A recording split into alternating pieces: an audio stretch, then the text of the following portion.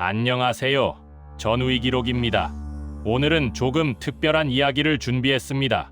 화려한 계급장 뒤에 감춰져 있던 아무도 쉽게 꺼내지 않았던 그 시절 일반 하사의 고단한 현실입니다.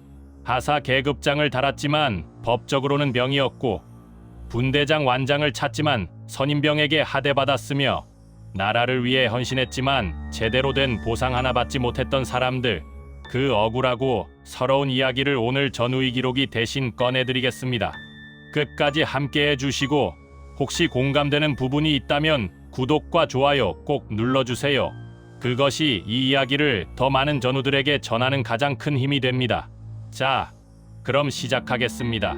법적으로 병이었다. 계급장만 하사, 신분은 졸병. 가장 근본적이고 충격적인 문제부터 이야기해야 합니다. 1970년대 일반 하사는 분명히 하사 계급장을 어깨에 달고 분대원들을 이끄는 분대장 직책을 수행했습니다. 그런데 놀랍게도 이 사람들의 법률상 신분은 여전히 병으로 분류되어 있었습니다. 당시 군 내부에서 공식적으로 사용된 표현이 바로 일반 하사 이하 병이었습니다. 군 행정 체계에서 일반 하사는 부사관이 아니라 사실상 병의 연장선으로 취급받았고 계급장은 하사이지만 법적 신분, 처우, 복장, 급료 모두 병과 동일했습니다. 분대장 완장을 차고 병사들 앞에 당당히 서야 하는 자리였지만 인사 서류 한 장에는 여전히 병이라고 적혀 있던 것입니다.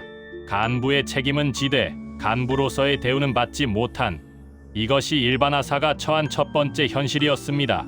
자신이 키운 선임병에게 역으로 하대당했다. 일반 하사 제도가 낳은 가장 굴욕적이고 황당한 현실이 바로 이 문제입니다. 일반 하사 중 상당수는 자대에서 복무하던 상병병장 고참들과 함께 생활을 해온 사람들이었습니다. 그런데 하사관 학교를 다녀와 하사 계급장을 달고 돌아와도 내무반 고참들 입장에서는 여전히 우리보다 늦게 입대한 후임이었습니다. 그 결과 내무반에서는 하사 계급장을 달았음에도 선임병이 거리낌 없이 하대하는 일이 일상처럼 벌어졌습니다. 당시 암묵적인 서열은 고참병 다음 병 출신 다음 일반 하사, 징집형 일반 하사 다음 단기 하사 순으로 뒤틀리는 일도 있었습니다. 법적으로는 엄연한 상관이고 계급장도 높지만 현장에서는 선임병이 야, 이리 와라고 부르는 것을 막을 수 없는 기묘한 구조였습니다. 분대원들이 이 모습을 지켜보면 분대장의 권위는 자연스럽게 땅에 떨어질 수밖에 없었습니다. 정규 하사에게도 인정받지 못했다. 위로는 고참병에게 치이고 옆에서는 같은 하사끼리에 보이지 않는 차별이 기다리고 있었습니다. 민간에서 지원해 제대로 된 부사관 교육을 이수하고 임관한 단기 하사 입장에서 일반 하사는 병 출신 준부사관으로 격이 낮은 존재로 여겨지는 분위기가 있었습니다. 같은 하사 계급장을 달고 있어도 나는 지원해서 정식으로 들어온 직업군인이고 저 사람은 끌려와서 억지로 단 계급장이라는 인식이 정규 부사관 사이에서 암암리에 형성되어 있었습니다. 계급은 동일해도 자존심 싸움과 출신 차별이 끊이지 않았고 이는 분대 내 지휘 체계의 혼선으로 이어지기도 했습니다. 위에서도 아래에서도 진정한 인정을 받기 어려웠던 것이 일반 하사의 현실이었습니다. 월급은 병장의 약 2배였지만 현실에선 여전히 극빈 수준. 일반 하사의 급료가 병장의 약 2배였다고 하지만 냉정하게 따져보면 이것이 얼마나 비참한 수준인지가 드러납니다. 1970년 당시 병장 월급이 고작 900원이었으니 일반 하사가 받아봐야 1,500원에서 2,000원 수준에 불과했습니다. 그 시절 자장면 한 그릇이 100원, 소주 한 병이 65원, 쌀반 가마니가 2,880원이던 시대였습니다.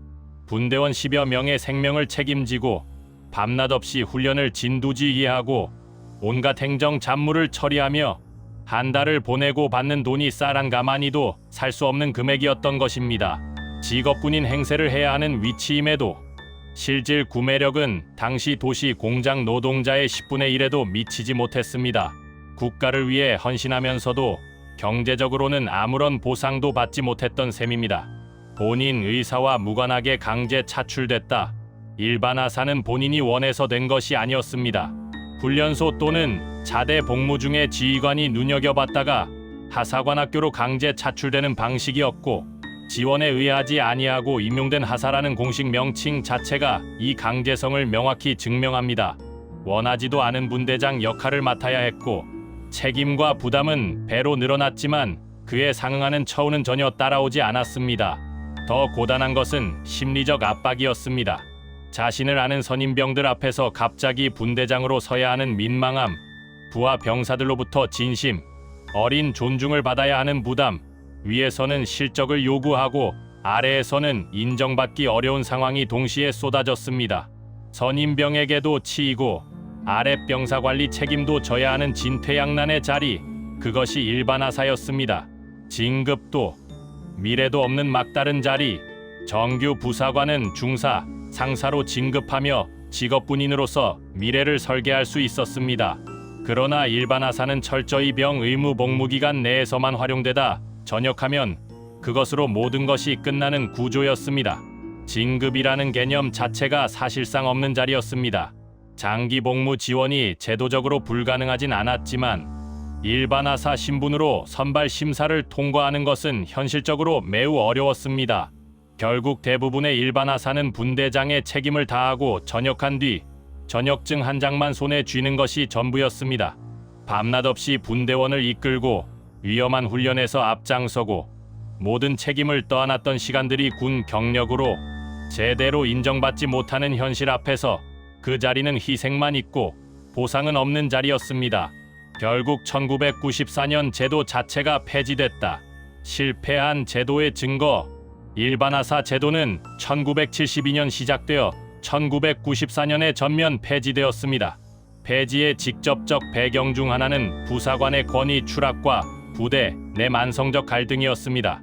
하사 계급장을 달고도 고참병에게 하대당하고 정규 간부로도 인정받지 못하며 책임과 처우 사이의 구조적 모순이 22년간 쌓여온 끝에 국방부는 결국 이 제도를 포기했습니다. 일반하사 직위는 병장으로 대체되고 부사관은 민간에서 직접 모집하는 방식으로 전환되었습니다. 이는 결국 일반하사라는 존재가 국가가 부사관, 자원을 값싸게 조달하기 위해 만들어낸 임시방편이었음을 스스로 인정한 셈입니다. 계급장은 주었지만 대우는 주지 않고 책임은 지웠지만 권위는 보장하지 않았던 이 제도는 역사 속에서 불완전한 제도의 표본으로 기록되었습니다. 지금까지 1970년대 일반하사의 어두운 이면 7가지를 솔직하게 살펴봤습니다. 하사 계급장 하나를 달기 위해 누군가는 훈련소에서 강제로 차출되었고 누군가는 자신을 하대하는 선임병들 앞에서도 꿋꿋이 분대장 임무를 수행했습니다. 아무도 알아주지 않아도 국가가 제대로 된 대우 하나 해주지 않아도 그 자리를 묵묵히 지켜낸 분들이었습니다. 그것이 바로 1970년대 대한민국 군대의 맨 밑바닥을 바친 이름 없는 영웅들의 이야기입니다. 오늘 영상이 그 시절 고생하셨던 선배 전후 여러분의 가슴 한켠에 작은 위로와 공감이 되었으면 좋겠습니다. 혹시 직접 일반하사로 복무하셨거나 그 시절 이야기가 있으신 분들은 댓글로 꼭 남겨주세요. 하나하나 소중히 읽겠습니다. 영상이 좋으셨다면 구독과 좋아요 꼭 눌러주시고 이런 이야기를 더 보고 싶으시다면 알림 설정도 함께 해주시면 감사하겠습니다. 전우의 기록이었습니다. 수고 많으셨습니다.